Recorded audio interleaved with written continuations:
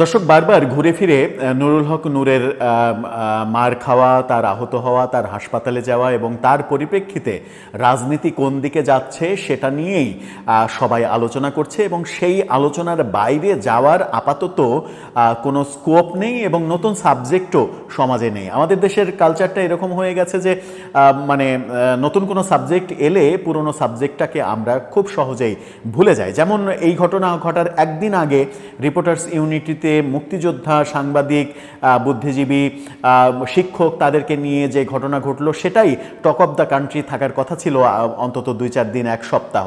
কিন্তু সেই ঘটনাটা আমরা অলরেডি ভুলে গেছি। ঘটনার মনোযোগ চলে এসেছে সমস্ত নুরুল হক নূরের দিকে এবং এই ঘটনাটাকে কেন্দ্র করে নানা রকমের রাজনৈতিক বয়ান দেয়া হচ্ছে। সেই বয়ানে সাধারণভাবে একটা বড় অংশীদার এনসিপি হবে কিংবা বৈষম্যবিরোধী আন্দোলনের স্টেক হোল্ডাররা হবে, সেটাই স্বাভাবিক। এবার এনসিপির নেতা হাসনাত আবদুল্লাহ যে কথা বললেন সেটা আবার নতুন করে নতুন সংকট তৈরি করতে পারে কিংবা নতুন আলোচনার বিষয় হতে পারে, সেরকমটা মনে হচ্ছে অনেকের।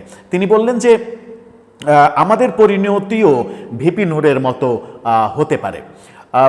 তাদের পরিণতি কেন ভিপি নূরের মতো হবে? অনেকেই এনসিপি এবং বৈষম্যবিরোধী আন্দোলনের নেতারা অনেকেই সামাজিক যোগাযোগ মাধ্যমে লেখালেখি করছেন যে এখন ভিপি নূর মার খেলেন, এরপরে আমি, এরপরে আরেকজন, এরপরে হাসনাত, সার্জিস, এভাবেই চলতে থাকবে। আমাদেরকে মার খেতে হবে এবং আমাদের পরিণতিও নুরুল হক নূরের মতো হবে। কেন এটা ভাবনায় আসছে? কেন তাদের মনে হচ্ছে যে তাদের পরিণতিও এরকম হবে? নুরুল হক নূরকে কি তাহলে আওয়ামী লীগের পরিকল্পনাতে মারা হলো? সেটা একটা বড় বিষয় যে আওয়ামী লীগ কি এর মধ্যে ঢুকে পড়ে নুরুল হক নূরকে আক্রমণ করলো? ষড়যন্ত্রটা কি আওয়ামী লীগ করছে, নাকি এর ভেতরে অন্য কোনো কারণ রয়েছে? এই ব্যাপারটা আলোচনা হওয়ার পেছনে কারণটা কি একটু বুঝে ওঠার চেষ্টা করবে এই ভিডিওতে। থাকবেন পলিটিক্স টিভির নিয়মিত আয়োজনে।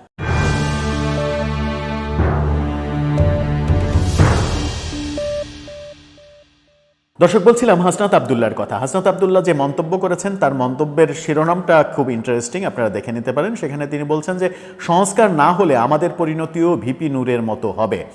হাসনাত আবদুল্লাহ এবং হাসনাত আবদুল্লাহ এই ঘটনার রাত থেকে ফেসবুকে আসিফ নজরুলকে অ্যাটাক করতেও ছাড় দেননি, তাকেও বেশ ভণ্ডটণ্ড বলে দিয়েছেন। জামাতকে ছাড় দেননি। জামাত কেন বিএনপি, জামাত কিংবা তার কাছের মিত্ররাও কেন এই ঘটনার জন্য সেনাবাহিনীকে দায়ী করছে না, সেনাবাহিনীর নাম কেন উচ্চারণ করছে না, সেনাবাহিনীকে কেন সেফ জোনে রাখছে, এরকম লেখালেখি তিনি সামাজিক যোগাযোগ মাধ্যমে লিখছেন। অর্থাৎ এনসিপির কাছে আবারও টার্গেটের ব্যাপারটা হয়ে দাঁড়াচ্ছে সেনাবাহিনী এবং সেনাপ্রধান ওয়াকারুজ্জামান। এমন কথাও আলোচিত হচ্ছে তাদের মধ্যে যে সেনাবাহিনী ব্যারাকে ফিরে যাও। তো সেনাবাহিনী ব্যারাকে যদি ফিরে যায়, সত্যি সত্যি যদি এই মুহূর্তে নির্বাচনের আগে ধরে নেওয়া যাক যে এই মুহূর্তে সেনাবাহিনী ব্যারাকে ফিরে গেল, তাহলে বাংলাদেশের রাজনৈতিক পরিস্থিতি, আইন শৃঙ্খলার পরিস্থিতি যেদিকে যেতে পারে সেটা মোকাবেলা করার মতো শক্তি কি বর্তমান সরকারের কিংবা পুলিশ বাহিনীর রয়েছে? উত্তর এক কথাই হচ্ছে নেই। কারণেই সেনাবাহিনী এই মুহূর্তে যদি ব্যারাকে ফিরে যায়, ক্যান্টনমেন্টে তারা যদি ফিরে যায়, তাহলে দেশে আর একটা বড় ম্যাসাকার হয়ে যেতে পারে এবং সেই ম্যাসাকারটা বহু পক্ষ নিতে পারে এবং ম্যাসাকারটা ওই পতিত শক্তি আওয়ামী লীগও করতে পারে। তারাও সেনাবাহিনী মাঠে নেই সেই সুযোগটা নিতে পারে। তাহলে যেটা অনেক বড় বিপদ ডেকে আনতে পারে সেই চাওয়াটা কেন আমরা চাচ্ছি, সেটাও একটা বড় প্রশ্ন। আবার যে প্রশ্নটা আসছে সেটা হচ্ছে যে কেন নুরুল হক নূরের মতো পরিণতি হাসনাত আবদুল্লাহদের হবে এমন তাদের মনে হচ্ছে, সেটা ভেবে দেখার মতো বিষয়। আমরা সরকারকেও দেখলাম যে সরকার গতকালকে প্রেস কনফারেন্স করে ঘোষণা করলো যে আজকে থেকে তারা সংলাপ করবে, বিভিন্ন দলের সঙ্গে সংলাপ করবে। যখনই কোনো সংকটের মধ্যে পড়ে সরকার, তখনই রাজনৈতিক দলগুলোকে কাছে টানা, তাদের সঙ্গে আলাপ করা, সংলাপ করা, এই ব্যাপারটা আমরা দেখি। তার মানে হচ্ছে যে এটাকেও একটা বড় রাজনৈতিক সংকট হিসেবেই দেখছে সরকার। এখন এনসিপি যেভাবে সেনাবাহিনীর উপরে দায় চাপাচ্ছে, সরকারের যে বিবৃতি, এটার বিপরীতে সেনাবাহিনীর যে বিবৃতি, আইএসপিআর এবং আর্মি থেকে যে বিবৃতি দেয়া হয়েছে, এই বিবৃতিটা কিন্তু মেলে না। অর্থাৎ সেনাবাহিনীর বিবৃতি হচ্ছে যে ওখানে এতটাই খারাপ উদ্ভূত পরিস্থিতি তৈরি করা হয়েছিল এবং আইন শৃঙ্খলা রক্ষাকারী বাহিনীর উপরে ইট পাটকেল সহ যেভাবে আক্রমণের চেষ্টা করা হয়েছিল, পরিস্থিতি এতটাই বাজে হয়ে গিয়েছিল যে জোর প্রয়োগ করা ছাড়া কোনো উপায় ছিল না।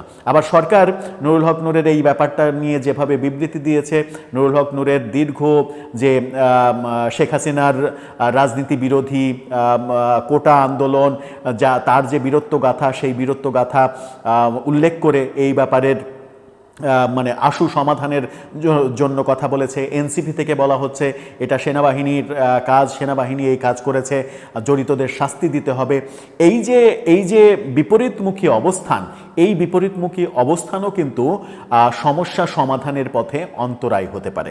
এখন অনেকেই বলছেন, হাসনাত আব্দুল্লাহ কি বলল একটু জেনে নেওয়া যাক। তিনি বলছেন যে সাবেক ভিপি নুরুল হক নূরের ওপর যে আক্রমণ হয়েছে সেটা একটা মেসেজ। তারেক জিয়াকে আমরা দেখেছি মুসলেকা দিয়ে দেশ ছাড়তে হয়েছে, উনাকে নৃশংসভাবে মেরে মাজা ভেঙে দেওয়া হয়েছিল। খালেদা জিয়ার যে পরিণতি হয়েছিল, আমাদের জন্য একই পরিণতি অপেক্ষা করছে যদি আমরা এই নিয়ম পরিবর্তন করতে না পারি। নিয়ম পরিবর্তনের জন্য যেটার নাম আমরা দিয়েছি সংস্কার, এটার জন্য সকলকে অবশ্যই ঐক্যবদ্ধ থাকতে হবে। তার মানে হচ্ছে যে তাদের ওই আগের অবস্থানই সেটা হচ্ছে যে সংস্কার এবং জুলাই সনদ, সংস্কারের প্রেক্ষাপটে যে জুলাই সনদ, সেই জুলাই সনদ বাস্তবায়ন করতে হবে। বাস্তবায়ন করলে এই পরিস্থিতির উত্তরণ ঘটবে। কিন্তু বাস্তবায়নটা কিভাবে সম্ভব? বাস্তবায়ন কি রাষ্ট্রপতির অধ্যাদেশের মাধ্যমে সম্ভব? সম্ভব নয়। বাস্তবায়ন কি সরকারের নির্বাহী আদেশের পক্ষে সম্ভব? মানে নির্বাহী আদেশ দিয়ে সম্ভব? যেমন নির্বাহী আদেশ দিয়ে ছাত্রলীগকে নিষিদ্ধ করা হয়েছে কিংবা আওয়ামী লীগের কার্যক্রম নিষেধাজ্ঞা দেওয়া হয়েছে, সেটা কি সম্ভব? সম্ভব না। তাহলে এই জুলাই সনদ বাস্তবায়ন এবং জুলাই সনদের আইনি ভিত্তি যদি দিতে হয় তাহলে সংসদ লাগবে। সংসদের বিকল্প হিসেবে তারা বলছে যে গণপরিষদ নির্বাচনের মাধ্যমে নতুন সংবিধান আনতে হবে, যেটা আবার বিএনপি মানছে না এবং যেটা তারা বলছে যে বাস্তবসম্মত নয়। কিন্তু হাসনাত আব্দুল্লাহ তারেক রহমানের মানে আক্রমণের কথা, তারেক রহমান আহত হয়ে মুসলেকা দিয়ে দেশের বাইরে চলে যেতে বাধ্য হয়েছিলেন, এই কথার মাধ্যমে ইনডাইরেক্টলি কি মানে সেনাবাহিনীকে আবারও খোঁচা মারার চেষ্টা করলেন? সেনাবাহিনীর সঙ্গে এই ঘটনা ঘটেছিল বলে আমরা তখন দেখেছিলাম, জেনেছিলাম। কি বলতে চাইলেন সেটা মানে তিনি পরিষ্কার করেছেন। গণপরিষদ নির্বাচন, নতুন সংবিধান, বিচার ও সংস্কারের দাবিতে এনসিপির যে চলমান কার্যক্রম, সেই চলমান কার্যক্রম তারা প্রতিষ্ঠিত করতে চায়। তার মানে হচ্ছে যে জুলাই সনদ বাস্তবায়ন, সেই বাস্তবায়নে কোনো ধরনের ছাড় না দেয়া, এই ব্যাপারগুলো তার মানে বক্তব্যের মাধ্যমে উঠে এসেছে। এবং তিনি বলেছেন বিগত 17 বছর বিএনপি, জামাত ইসলাম সহ যারাই আওয়ামী লীগের বিরুদ্ধে ন্যূনতম কথা বলেছে তাদেরকে বাড়ি থেকে ধরে নিয়ে সেফ হাউস নামে কারাগারে রেখেছে। খুবই ভালো কথা। জামাত ইসলাম সম্পর্কে মানে খুবই ভালো কথা এই অর্থে বললাম যে সত্য কথা, এটা সত্য কথা। ভালো কথা বললে আবার অন্য ব্যাখ্যা হতে পারে, এটা সত্য কথা। জামাত ইসলামকে সবচেয়ে ভুক্তভোগী উল্লেখ করে তিনি বলেছেন 1971 পূর্ববর্তী সময়ের জন্য জামাত ইসলামের অবস্থান স্পষ্ট করতে হবে। একই সাথে তাদের বিরুদ্ধে যে জুলুম হয়েছে তারও জবাবদিহিতা করতে হবে। সুন্দর অবস্থান। 71-এর কার্যক্রমের জন্য তাদের অবস্থান স্পষ্ট করা যেমন জরুরি, তাদের বিরুদ্ধে আওয়ামী লীগ যে ব্যবস্থা গ্রহণ করেছিল তাদের নিষিদ্ধ করা, এই ব্যাপারগুলো নিয়েও তিনি কথা বলেছেন। কিন্তু যে ব্যাপারটা তিনি বলছেন যে হাসনাত আব্দুল্লাহ বলেছেন আমাদেরকে এখন বলা হয় নির্বাচন বিরোধী। বিএনপি নির্বাচনের জন্য কথা বলছে, আমরা নির্বাচন সহ আরও দুটোর কথা বলছি। মানে তার যে বক্তব্য, সেই বক্তব্যটাকে তিনি বিএনপিকে আক্রমণ করার চেষ্টাই করেছেন এবং সেনাবাহিনীর ওপরে দায় দেওয়ার চেষ্টা করেছেন। কিন্তু মুশকিল যেটা হলো সেটা হচ্ছে যে তার এই কথাতে এবং তাদের যে ফেসবুকের লেখালেখি, সেখানে যে কথাটা তারা বলতে চাইছেন সেটা হচ্ছে যে এরপর আমরা মার খাবো। সেখানেই প্রশ্নটা আসছে যে এরপর তারা কেন মার খাবে? নুরুল হক নূরকে তো মানে আওয়ামী লীগ মারেনি, নুরুল হক নূরকে তো পতিত শক্তি ফিরে এসে মারেনি, কিংবা নুরুল হক নূরকে জাতীয় পার্টির কর্মীরাও মেরেছে বলে আমরা ভিডিও চিত্রে দেখিনি।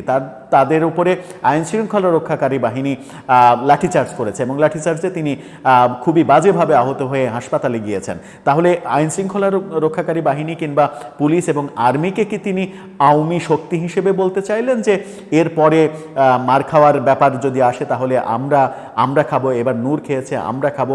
ব্যাপারটা আসলে মেলে না এই কারণেই যে গত 1 বছর ধরে নানাভাবে মবের সংস্কৃতি আমাদের দেশে যেভাবে জেঁকে বসেছে, এই মবের সংস্কৃতি থেকে আমরা বের হতে পারিনি। মবকে নানাভাবে সমর্থন করেছি এবং মবকে নানাভাবে সমর্থন করতে গিয়ে যেটা হয়েছে সেটা হচ্ছে যে 24 জুলাই আগস্টে আমাদের আন্দোলনকারীদের যে জনপ্রিয়তা ছিল, যেখানে আকাশচুম্বী জনপ্রিয়তা, সেই জনপ্রিয়তাই চরমভাবে ভাটা পড়েছে 1 বছর পরে এসে। সেই ব্যাপারে তারা সচেতন না হয়ে নুরুল হক নূরের পরের সিরিয়ালে আমরা মার খাবো, আমাদের দিকে লাঠি ধেয়ে আসছে, এই ব্যাপারগুলো আমার মনে হয় যে সমাজে এক ধরনের কনফিউজিং পরিস্থিতি তৈরি করে, এক ধরনের কনফিউশন তৈরি করে। রাজনীতিবিদদের কাজ তো কনফিউশন তৈরি করা না, রাজনীতিবিদদের কাজ হচ্ছে কনফিউজড হয়ে গেলে, জনগণ কনফিউজড হয়ে গেলে তাদেরকে সঠিক মেসেজটা দিয়ে জনগণকে শান্ত করা, স্থির করা, যেন জনগণের কাছে কোনো ভুল মেসেজ না যায়। এই কথাগুলোর মাধ্যমে আমার মনে হয় জনগণের কাছে ভুল মেসেজ যাচ্ছে। কারণ এদেশের মানুষ জুলাই আন্দোলনের স্টেক হোল্ডারদের, যারা এত বড় কৃতিত্বপূর্ণ বিপ্লব করলো, তাদেরকে মারবে, এটা বিশ্বাসযোগ্য না, এটা হতে পারে না। তাদেরকে কেন মারবে? তারা তো আদরের ধন, তাদেরকে তো বুকে জড়িয়ে নেবে সবাই, এবং বুকে জড়িয়ে নিয়ে সবাই ভালোবাসতে চায়। তবে তাদেরকে সচেতন থাকতে হবে যে সত্যিই যেন জনগণের কাছ থেকে ভালোবাসা পাওয়ার মতো কর্মকাণ্ড ভবিষ্যতেও তারা চালিয়ে যেতে পারে। 1 বছরের মাথায় এসে জনপ্রিয়তায় যে ধস নেমেছে, এই ধস নামার পেছনে কারণ কি সেগুলো চিহ্নিত করে সেই ব্যাপারে ট্রিটমেন্টগুলো তাদেরকে করা উচিত। দর্শক, এ ব্যাপারে আপনার মন্তব্য কি জানিয়ে লিখতে পারেন আমাদের কমেন্ট বক্সে।